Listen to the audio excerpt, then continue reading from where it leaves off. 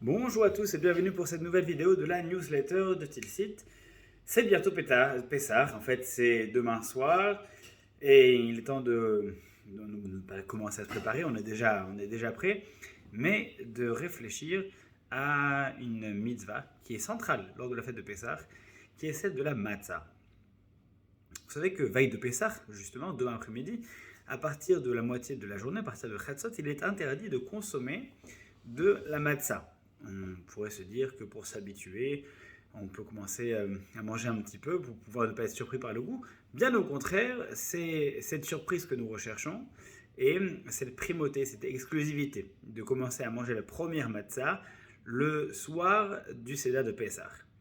À tel point que nos sages ont cette expression qui est un peu crue, de dire que celui qui mange de la matzah avant l'entrée de la fête de Pessah, c'est comme une personne qui, excusez-moi l'expression, c'est celle qui est employée, c'est comme une personne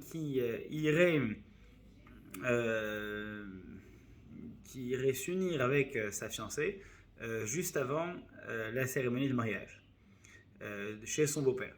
Ça serait cru comme explication, on se demande de l'utilité, on peut faire l'économie d'une telle formule. Quel est le rapport entre une fiancée, encore qu'on comprend bien l'affection que peut avoir une fiancée envers son fiancé, que l'attirance qu'il peut avoir entre un fiancé et sa future femme juste avant la cérémonie, enfin ils ont attendu jusqu'à présent, s'ils ont attendu, ils ont attendu jusqu'à présent, c'est pas 10 minutes de plus qui va les angoisser. Quoi qu'il en soit, bien sûr que la pulsion est encore plus forte à ce moment-là, et c'est comme une personne qui craque devant la ligne d'arrivée. Et c'est un petit peu la même chose pour la matzah. On a dit, celui qui mange la matzah juste avant Pessah, c'est dommage, parce qu'il la mange juste avant le temps de l'obligation. Alors autant on comprend l'idée, on comprend, autant la formulation, la comparaison est un peu cavalière.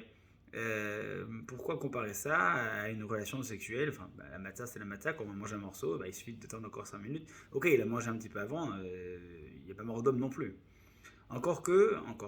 Si, dommage, on a gâché l'exclusivité.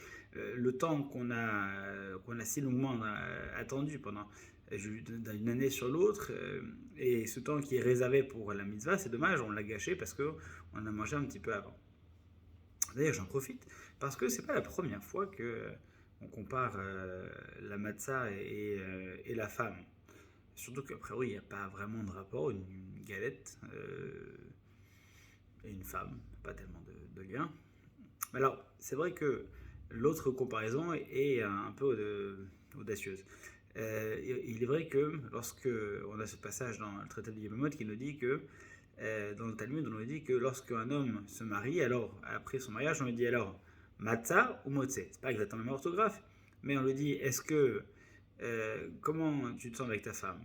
Matzah ou motze. C'est une petite blague qu'on avait jadis à l'époque du Talmud, parce qu'il y a effectivement deux expressions, deux adages. Matzah Isha Matzatov.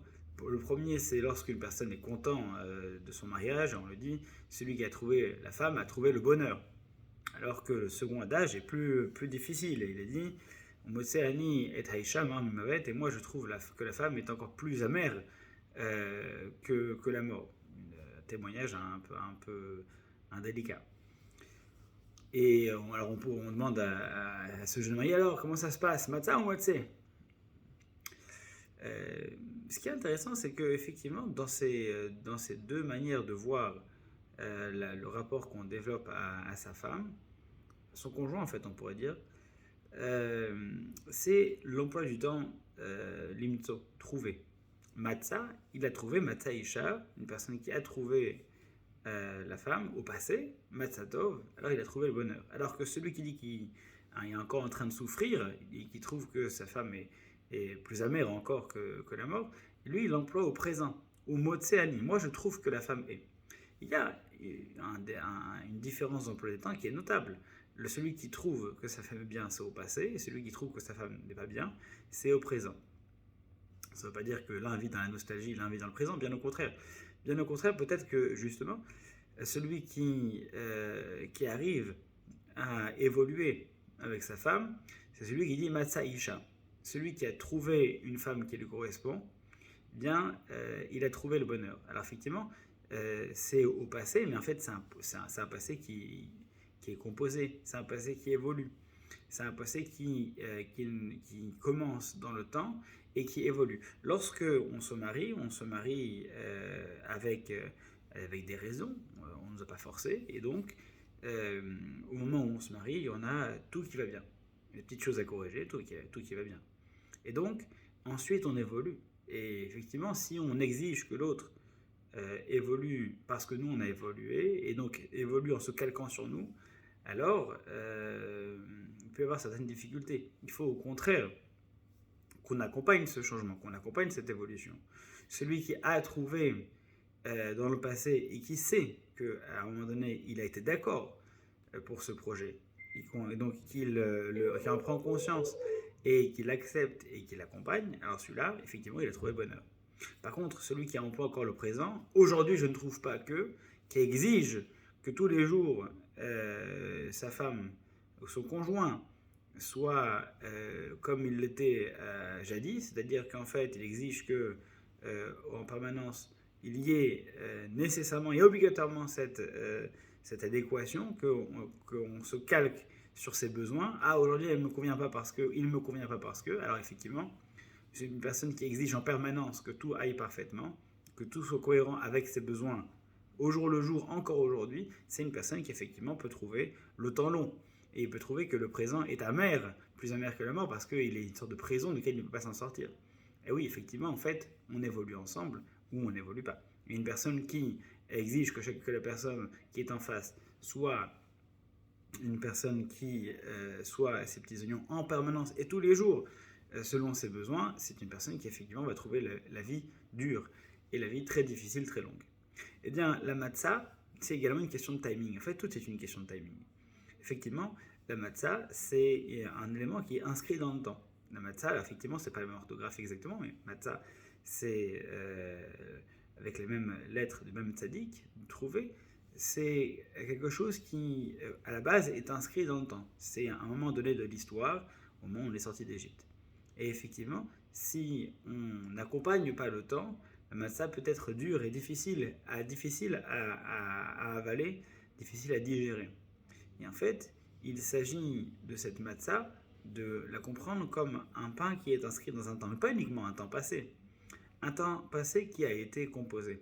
Un temps passé, effectivement, à la sortie d'Égypte, mais qui nous a accompagnés jusqu'à aujourd'hui, qui nous accompagne encore aujourd'hui. Alors effectivement, lorsque arrive le temps de la matzah, eh bien c'est un temps qu'il faut savoir saisir.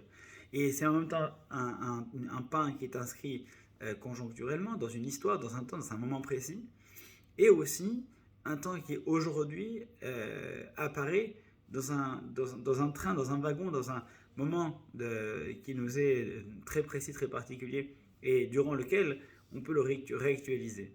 Et c'est durant précisément ce moment-là qu'il faut savoir le réactualiser et le rendre sien, le faire évoluer. De cette manière, effectivement, le pain qui nous paraissait un peu difficile, un peu dur, eh bien devient un pain indispensable. Lorsque c'est celui qu'on a attendu toute l'année, lorsque c'est celui qui nous fait réfléchir et qui est beaucoup plus uniquement qu'une galette, eh bien effectivement à ce moment-là, il est un pain qui revêt une importance capitale et qu'on va manger avec appétit. Lorsqu'au contraire, ce n'est qu'un pain qui est une relique du passé et qui nous agace les dents, là effectivement, on va penser au bridge, on va penser au pivot, on va penser à la couronne, on va penser au temps qui est long, on va penser à la contrainte, mais difficilement à tout ce que ça représente de plus. Alors, les quelques heures qui nous séparent maintenant du Seder, aujourd'hui et demain, pourront nous permettre de pouvoir saisir ce temps, saisir ce wagon, et considérer que cette matzah, cette mitzvah, pourra faire de nous une personne encore meilleure si on sait saisir l'opportunité et ne pas se laisser envahir par le temps, ne pas se laisser enfermer par lui et trouver le temps long. Il faut savoir l'accompagner, le dominer, l'avancer, le devancer et profiter de chaque instant pour toujours s'améliorer, profiter de chaque instant avec ceux qui nous sont proches, toi qui sont encore là. C'est l'essentiel de la mitzvah de Pessah, savoir saisir l'instant et le faire sien. Chag Pessah Kashav Sameach, Agit Yom Tov.